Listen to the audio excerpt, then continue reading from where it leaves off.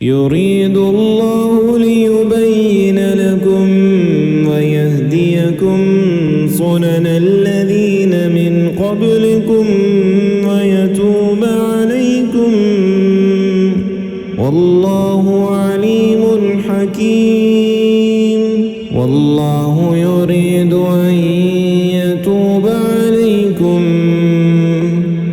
ويريد الذين يتبعون الشهوات أن تميلوا ميلا عظيما. يريد الله أن يخفف عنكم وخلق الإنسان ضعيفا. يا أيها الذين آمنوا لا تأكلوا أموالكم بينكم بالباطل إلا أن تكون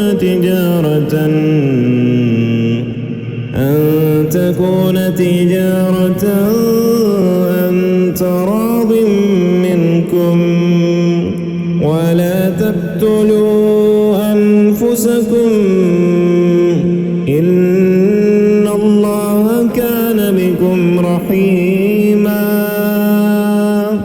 ومن يفعل ذلك عدوانا وظلما فسوف نصليه نارا وكان ذلك على الله يسيرا.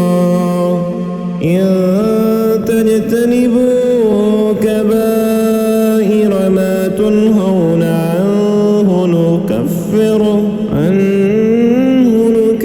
عنكم سيئاتكم وندخلكم مدخلا كريما.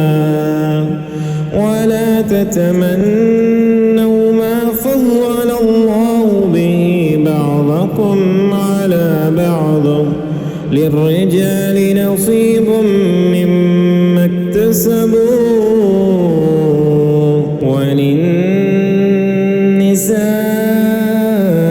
نصيب مما اكتسبن واسألوا الله من فضله إن الله كان بكل شيء عليما.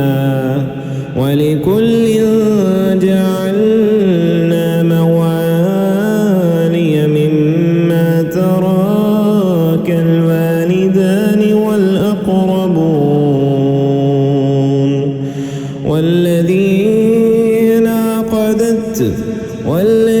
عقدت أيمانكم فآتوهم نصيبهم إن